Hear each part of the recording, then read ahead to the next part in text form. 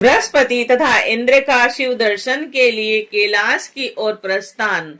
सर्वज्ञ शिव का उनकी परीक्षा लेने के लिए दिगंबर जटाधारी रूप धारण कर मार्ग रोकना। क्रोध इंद्र द्वारा उन पर वज्र प्रहार की चेष्टा। शंकर द्वारा उनकी भुजा को स्तंभित कर देना और बृहस्पति द्वारा उनकी स्तुति। शिव का प्रसन्न होना और अपनी नेत्र अग्नि को सार समुद्र में फेंकना।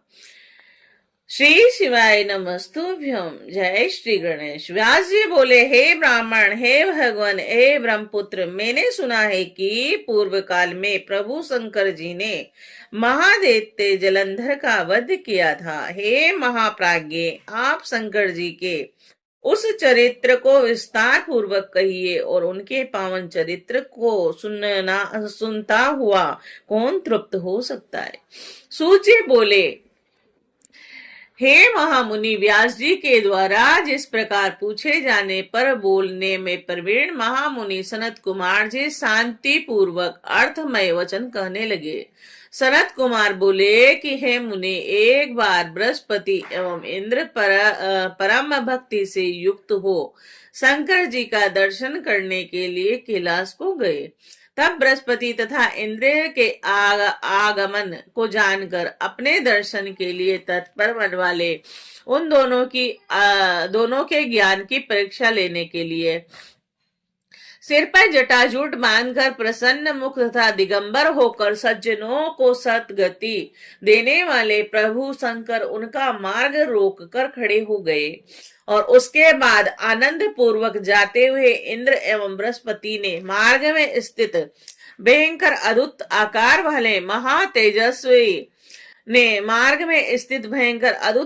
वाले महातेजस्वी सिर पर जटाजूट बांधे हुए शांत विशाल भुजाओं वाले चौड़े वक्ष स्थल वाले गौर वर्ण वाले तथा भयावह नेत्र वाले पुरुष को देखा। तब अपने अधिकार से मदमस्त इंद्र ने मार्ग में स्थित उस शंकर रूप पुरुष को न पहचान कर पूछा। इंद्र बोले, तुम कौन हो, कहां से आए हो और तुम्हारा नाम क्या है? प्रभु शिव जी अपने स्थान पर स्थित हैं अथवा कहीं अन्यत्र गए हुए हैं, ठीक ठीक बताओ। सनत कुमार बोले कि इंद्र के द्वारा इस प्रकार पूछे गए उस तपस्वी ने कुछ नहीं कहा और तब इंद्र ने पुनः पूछा, किंतु वह दिगंबर कुछ नहीं बोला। तब लोकाधीश्वर इंद्र ने पुनः पूछा, किंतु लीला रूपधारी महायोगी प्रभु शंकर जी मौन ही रहे। और इस प्रकार इंद्र के द्वारा बार बार पूछे गए वह दिगंबर भगवान शिव इंद्र के ज्ञान की परीक्षा लेने के लिए कुछ नहीं बोले। तत्पश्चात तीनों लोगों के ऐश्वर्य से गर्वित इंद्र को महान क्रोध उत्पन्न हुआ और उन जटाधारी दिगंबर की भर्त्सना करते हुए उन्होंने ये वचन कहा। इंद्र बोले, हे दुर्मति, मेरे द्वारा पूछे जाने पर तुमने उत्तर नहीं दिया, अतः मैं इस वज्र से तुम्हारा वध करता हूँ। देखता हूँ कि कौन तुम्हारी रक्षा करता है। सनत कुमार बोले, ऐसा कहकर उन इंद्र ने क्रोध से उस दिगंबर की ओर उसे मारने के लिए हाथ में वज्र उठा लिया। और तब सदाशिव प्रभु शंकर ने इंद्र को हाथ में वज्र लिए हुए देखकर उस वज्रपात को स्तंभित कर दिया। तत्पश्चात अत्यंत भयंकर तथा विकराल नेत्र वाले रुद्र क्रुद्ध हो अपने तेज से शीघ्र ही प्रज्वलित हो उठे, मानो जला डालेंगे। भुजा के स्तंभित हो जाने से इंद्र मन ही मन इस प्रकार प्रज्वलित हो गए जैसे मंत्र एवं औषधि से अपने पराक्रम को रुद्र देखकर सर्प प्रज्वलित होता है। तब अपने तेज से प्रज्वलित होते हुए उस पुरुष को देखकर और बुद्धि से उन्हें प्रभु शंकर जानकर बृहस्पति ने प्रणाम किया और उसके बाद उद्धार बुद्धि वाले बृहस्पति हाथ जोड़कर पृथ्वी पर दंडवत प्रणाम करके प्रभु की स्तुति करने लगे। गुरु बोले, देवादिदेव महादेव परम परमात्मा स्वरूप सर्वसम्मत तीन नेत्र वाले तथा जटाजूटधारी महेश्वर, आपको प्रणाम है। दीनों के नाथ, सर्वव्यापक, अंधकासुर का वध करने वाले, त्रिपुर का वध करने वाले, सर्व परमेष्टि तथा ब्रह्म स्वरूप आप शिव को नमस्कार है। विरूपाक्ष रुद्र बहुरूप विरूप और अति रूप तथा रूप से अतीत आप शंभु को नमस्कार है।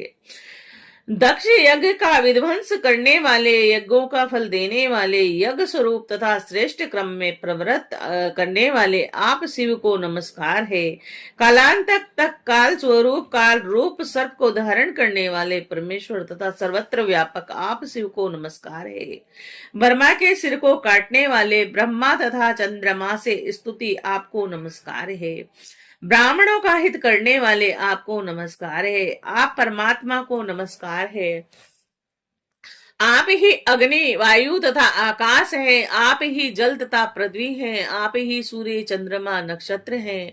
आप ही समस्त तारागण हैं। आप ही विष्णु हैं। आप ही उनसे स्तुत परमेश्वर हैं और आप ही सनक आदि मुनि हैं। आप ही ब्रह्मा हैं। आप ही तपोधन नारद हैं और आप ही सारे जगत के ईश्वर हैं तथा आप ही जगत स्वरूप है। आप ही सबसे अन्वित, सबसे भिन्न एवं प्रकृति से परे हैं। आप ही ब्रह्मा नाम धारण कर रजोगुण से युक्त होकर सभी लोगों की सृष्टि करते हैं और आप ही विष्णु रूप होकर सत्व गुण युक्त हो संपूर्ण जगत को का पालन करते हैं। हे महादेव, आप ही हर का रूप धारण करके तमोगुण से युक्त होकर संपूर्ण पांच भौतिक जगत का लीला पूर्वक व्यवहार करते हैं और विश्व भावन आपके ही धन ध्यान बल से सूर्य तपता है।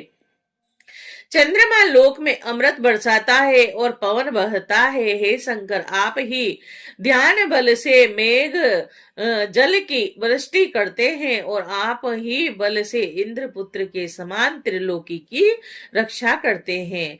मेघ सभी देवता एवं मुनीश्वर आपके ध्यान बल से तथा आपके भय से चकित होकर अपने अपने कर्तव्य का पालन करते हैं। हे रुद्र, आपके चरण कमलों के सेवन के प्रभाव से ही मनुष्य इस पृथ्वी पर अन्य देवताओं की उपासना नहीं करते हैं और इस त्रिलोक के ऐश्वर्य का भोग करते हैं। और इतना ही नहीं, वे आपके चरण कमलों की सेवा से ही योगियों के लिए भी अगम्य तथा दुर्लभ गति प्राप्त करते हैं। सनत कुमार बोले कि हे व्यास जी, इस प्रकार बृहस्पति ने लोक कल्याणकारी शिव जी की स्तुति कर कर उन ईश्वर के चरणों पर इंद्र को गिराया और सिर नीचा किए हुए इंद्र को शिव जी के चरणों में गिराकर विनयावनत बृहस्पति ने शिव जी से यह कहा। बृहस्पति बोले, हे दीनानाथ, हे महादेव, आपके चरणों पर गिरे हुए इंद्र का उद्धार कीजिए। अपने नेत्रज क्रोध को शांत कीजिए। हे महादेव, आप प्रसन्न हो जाइए और शरण में आए हुए इंद्र की रक्षा कीजिए। आपके ललाट स्थित नेत्र से उत्पन्न हुई ये अग्नि शांत हो। सनत कुमार बोले कि गुरु बृहस्पति की यह बात सुनकर करुणा सिंध देव देव महेश्वर ने मेघ के समान गंभीर वाणी से कहा। महेश्वर बोले, हे बृहस्पति, मैं अपने नेत्र से उत्पन्न हुए क्रोध को किस प्रकार धारण करूं? सर्प अपनी छोड़ी गई केचुल को पुनः धारण नहीं करता है। सनत कुमार बोले कि शिव का यह वचन सुनकर कलेश युक्त तथा भय से व्याकुल चित्त वाले बृहस्पति ने कहा। बृहस्पति बोले कि हे देव, हे भगवान, आपको भक्तों पर सर्वदा दया करनी चाहिए। हे शंकर, आप अपने भक्त वत्सल नाम को सत्य कीजिए। हे देवेश, आप अपने इस अत्यंत उग्र तेज को अन्यत्र छोड़ दीजिए। हे समस्त भक्तों का उद्धार करने वाले, आप इंद्र का उद्धार कीजिए। सनत कुमार बोले कि बृहस्पति के ऐसा कहने पर भक्त वत्सल नाम वाले तथा भक्तों का दुख दूर करने वाले रुद्र प्रसन्नचित होकर देव पूजे बृहस्पति से कहने लगे। शिवजी बोले, हे तात, मैं तुम्हारी इस स्तुति से प्रसन्न होकर उत्तम वर देता हूँ। इंद्र को जीवन दान देने के कारण तुम जीव इस नाम से विख्यात हो।